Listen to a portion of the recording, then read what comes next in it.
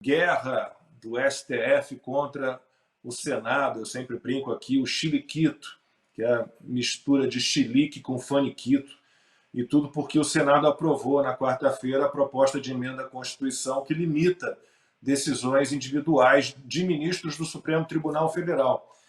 O texto recebeu, nos 2 turnos de votação, 52 votos favoráveis e 18 contrários. Para aprovação, eram necessários, no mínimo, 49 votos. Agora a PEC segue para votação na Câmara dos Deputados e a proposta irritou o ministro Gilmar Mendes do STF. Verdade.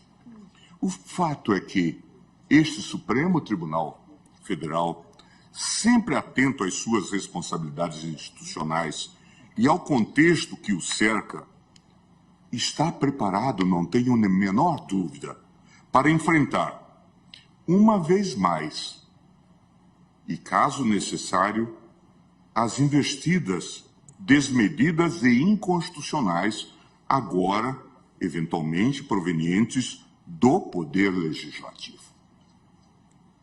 Lembro aos ministros, recados da rua chegam a todos nós, dando conta de que o projeto de emenda aprovado é mal menor, tendo sido endereçado a esta casa agora como forma de impedir possíveis reformas ainda mais drásticas ao funcionamento da Corte, ou mesmo a instauração de processos de impeachment contra membros deste tribunal. No particular, senhor presidente, é preciso altivez para rechaçar esse tipo de ameaça de maneira muito clara. Esta casa não é composta por covardes. Esta casa não é composta por medrosos. Cumpre dizê-lo com a serenidade, mas com firmeza, e com o desassombro que esse tipo de investida exige de todos nós, membros desta casa multicentenária.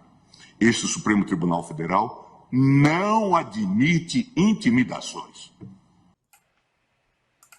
Bom, ainda teve depois entrevistas posteriores a essa fala também completamente absurdas do Gilmar Mendes. Vamos falar sobre isso. Mas antes, vamos ver o que disse o presidente do Senado, Rodrigo Pacheco, que defendeu a decisão da Casa.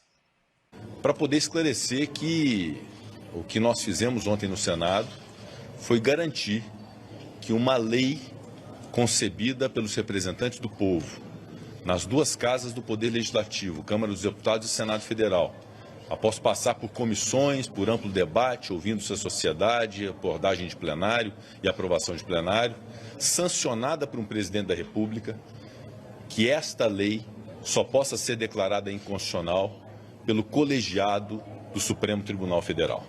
E nós não podemos admitir que a individualidade de um ministro do Supremo Tribunal Federal declare inconstitucional uma lei sem a colegialidade do Supremo Tribunal Federal. Portanto, eu não admito que se queira politizar e gerar um problema institucional em torno de um tema que foi debatido com a maior clareza possível, que não constitui nenhum tipo de enfrentamento, nenhum tipo de retaliação, e nós jamais nos permitiríamos a fazer isso, porque é algo puramente técnico de aprimoramento da justiça do nosso país, que vai ao encontro de um princípio constitucional que deveria ser aplicado no Brasil e que não é. É isso, Costa. A gente tem o Supremo que se acha um poder político, né? Há muito tempo já brincando de executivo, brincando de legislativo, e está na hora de acabar essa brincadeira. Mas eles não temem nada. Olha, a fala do senador Rodrigo Pacheco, presidente do Congresso, subiu alguns decibéis e anima alguns de nós, claro. Mas eu estou cansado de ouvir retórica de Pacheco. Assim como a Ana Paula falou com propriedade dos parlamentares de redes sociais, o Pacheco é um senador em campanha pelo governo de Minas. Então ele sabe que ele precisa agora acenar para o povo. Eles precisam de voto, né, para ser eleito, a menos que ele vá para o STF, coisa que não vai ser entregue conforme meio que combinado ali com ele lá atrás. Então ele precisa de voto. E é só por isso que ele sobe o tom. Mas veja, eu não quero mais ouvir uma palavra do senador Rodrigo Pacheco, por mais que sejam palavras sejam palavras bonitas, né? Alinhadas ao que o povo quer, porque ele tem um instrumento para agir. Se tem alguém que tem um instrumento para agir, aquilo que o Gilmar Mendes, parecendo postura de capo, né, chama de intimidação, é a prerrogativa constitucional do mecanismo de freios e contrapesos, impeachment de ministros do Supremo que rasga a Constituição em vez de defendê-la. Tem vários pedidos na gaveta do senador Rodrigo Pacheco. Então ele vai ficar falando bonito, com essa postura de estadista numa situação de normalidade institucional, ignorando que teve um golpe no Brasil, que os golpistas se vangloriam do golpe e que o Senado ameaçando agir para fazer valer de novo a Constituição leva uma ameaça digna de capo, de mafioso, de um ministro do Supremo.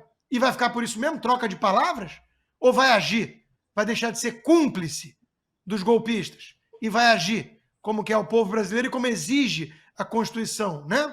Então, veja, falaram por meio dos seus ventrílocos na Globo News, esses ministros golpistas, em traição com o voto do Jacques Wagner nessa PEC. Traição pressupõe acordo prévio. Qual é o acordo? Levar o ladrão de volta à cena do crime? Era esse o acordo? Ou tinha mais alguma coisa? A gente quer saber, né? Porque traição é uma coisa grave e pressupõe acordo, quero sempre lembrar o óbvio. O fantoche do Gilmar Mendes, o Reinaldo Azevedo, esse realmente, eu acho até que merecia um bônus.